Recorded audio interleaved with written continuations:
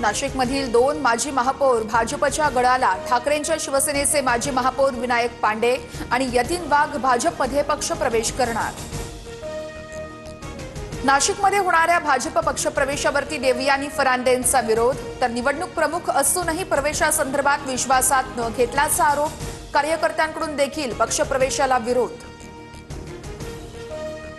ठाकरेंमुळेच फडणवीस राज्याचे मुख्यमंत्री संजय राऊतांचा दावा, तर भाजपकडून मराठी माणसाची शिवसेना तोडण्याचं पाप.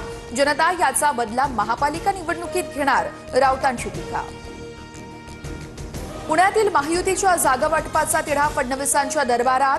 भाजप कोर कमिटीची आज मुख्यमंत्र्यांसोबत बैठकीमध्ये यावेळी चर्चा करून अंतिम निर्णय जाहीर केला जाणार.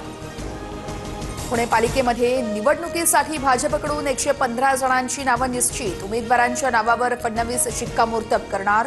शिवसेनेला 20 ते 25 जागा मिळाल्यास युतीचा मार्ग मोकळा होणार, सूत्रांची माहिती. पुण्यात दोन्ही राष्ट्रवादींची जागा वाटपासंदर्भात रात्री बैठक, तर जागा वाटपाबाबत पहिली बैठक संपन्न. शरद पवार गटाची 40 ते 45 जागांची मागणी, सूत्रांची माहिती. पुण्यात दोन्ही राष्ट्रवादी एकत्र आल्यास काँग्रेसचा एकला चलो रेचा नारा. पुण्यात दोन्ही पवार एकत्र आल्यास स्वतंत्र लढू.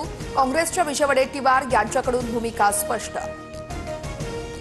मुंबई पालिकेसाठी शिवसेनेकडून 100 जागांची भाजपकडे मागणी, मात्र भाजपकडून शिवसेनेला 70 जागांचा नवा प्रस्ताव, सूत्रांची माहिती.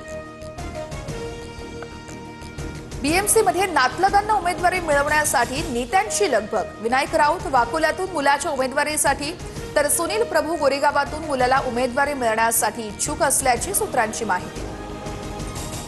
नाताळ 31ला मद्यविक्री आणि बियर बार सुरू ठेवण्यास सवलत. मद्यविक्रीची दुकानं रात्री 1 वाजेपर्यंत सुरू ठेवण्यास परवानगी.